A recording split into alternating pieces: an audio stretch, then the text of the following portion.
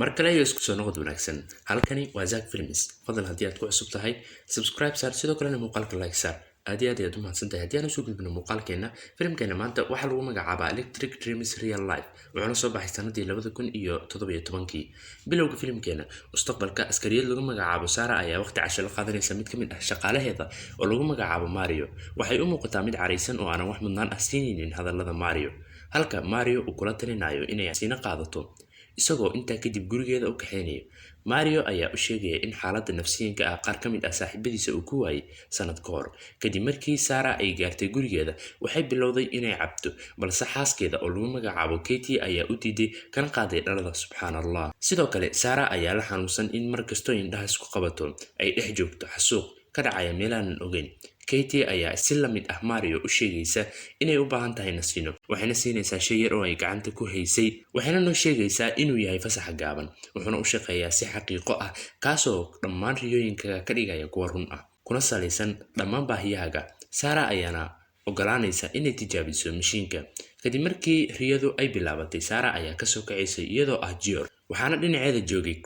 George oo wareersan Chris ayaa u kaxeynaya dhismo qadiimi ah koox dambiilayaal ah ayaana ku hareereysmay waxayna u kaxeynayaan dhinaca hogaamiyahooda oo lagu magacaabo Colin balse Colin ayaa u muuqda mid aqoon u leh George isagoo raba inuu faraha ka jara George ayaa xanaaqiisu ka tambatay isagoona garaacaya qaar ka mid ah ciidamada halka Chris ay u soo tagelayso inuu gacanta ku dhigo hubkiisa isagoona toogtay dhammaantooda nasiib darro Colin ayaa ka baxsaday isagoo qaatay gaarigiisa Chris ayaa soo saaraya gaarigiisa balse gaariga ayaa ah midkii 2010 mana ahan miduu George fahmi karo Chris ayaana kaxeynaya gaariga Chris ayaana ku dhawaaqaya intii la sii socday magaca Paul bal inuu xasuusto George iyo in kale George ayaana soo xasuusanaya in Chris uu ahaa saaxiibkiisii hore Chris ayaana intaa kadib u kaxeynaya guriga isagoona u yeeraya Paul oo ah professional doctor Paul ayaana George u sheegaysa inuu la xanuunsanaa shoog maskaxda waxayna weydiinaysaa su'aalo dhowr ah si xusuustiisa uu dib ugu helo magaciisa saxda ah waa George Miller waana mulkiile company software ah lacagtiisuna waxay gaaraysaa ku dhawaad 4 bilyan kadib markii Paul ka tagtay Chris ayaa u sheegaya in booliska soo heleen raggii soo weeraray balse George ayaan u muuqan mid wanaagsan Chris ayaana siinaya waqti uu ku nasto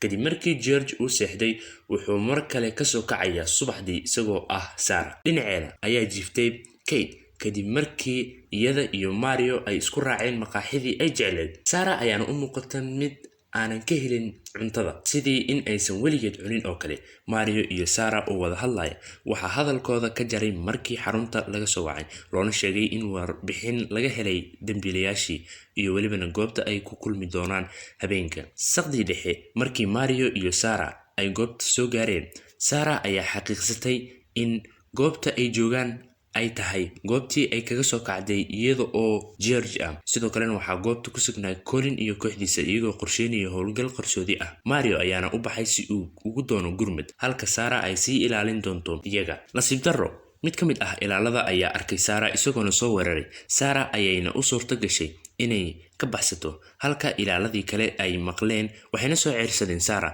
mid ka mid ah ayaa ku soo tuuray koronto iyadoona halkii ku meel daboolantay Sarah ayaana ka soo kacday iyadoo ah George company-ga dhexdiisa ayuuna ku wareeray Chris ayaana qabtay mid ka mid ah shaqaalaha ayaa u keenay biyo George ayaana horay u socday si uu ugu qayb galo kulankiisa gudaha shirka George ayaa su'aalo badan weydiiyay shaqaalihiisa balse looyaradiisa ayaa u sheegaysay in wali uu la xanuunsan yahay shoogii uu qaaday kadib geeridii xaaskiisa ka hor inta aan si wanaagsan loo furin shirka George ayaa dib u xasuusanaya dhammaan xasuusihii xaaskiisa isagoona ku duldhacaya miiska intaa kadib George gurigiisa Paul ayaa u sheegaysa in xaaladiisa ka sii darayso shooga ayaa uu sababay inuu xasuus la'aan noqdo kadib markii Paul ay toostay sawirada xaaskiisa ayuu dib u xasuusanaya dhammaan waqtiyadii ay isla soo wada qaateen laakiin sawirkan uu hayo dhab ahaan waa mid u muuqda sidii xaaskii Sarah oo kale sidoo kalena lagu magacaabo Kate George ayaana weydiinaya inay yihiin labo iyo in kale Paul ayaana u sheegaysa inay tahay qalabka uu isticmaalo awgeed wuxuuna Paul u ballan qaadaya inuu mar dambe isticmaali doonin balse isla markii ay baxday wuxuu gashtay qalabkii wuxuuna soo kacaya isagoo ah Sarah iyadoo ku sugan hospitaalka waxaa la joogay Kate iyo Mario waxayna u sheegayaan in gurmadka si dhaqso leh uu ugu soo gaaray lana qabtay dhammaan dambiilayaashii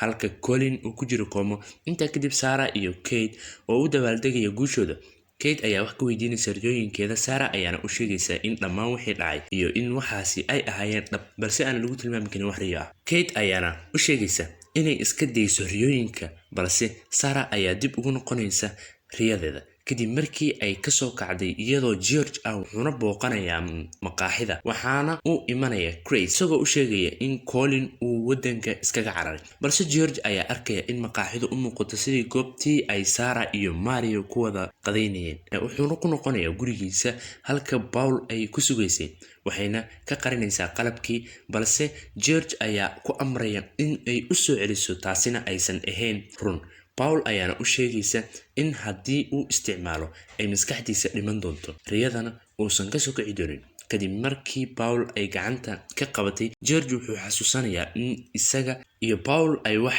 ka dhexeeyeen waxayna u sheegaysaa in Kate loo afduubtay si George uu softwarekiisii ugu dambeeyay ugu wareejiyo Colin si uu ugu jabsado xogta dowladda halka Colin uu dilay Kate. George ayaana samaystay qalabkan si ay si wada jir ah u wada noolaadaan isaga iyo Kate waxaasoo dhanna ay ahaayeen riyooyin la sameeyey. George ayaana ka qoomamaynaya isagoo burburinaya qalabkii. Intaa kadib Sarah ayaa la tusayaa in George uu burburiyay qalabkii hurdadiisa taasoo sababtay in ay iyada damto. Filimkeeni intaasi ayuu kasoo dhammaaday. Aad iyo aad ayaad u mahadsantahay maadaama aad soo gaartay dhammaadka muuqaalkeena. Waxaan kaa codsanayaa mar kale inaad muuqaalka like saartid sidoo kalena aad channelka subscribe saartid. Aad iyo aad ayaad u mahadsantahay. Waxaynu balana muuqaalka xiga.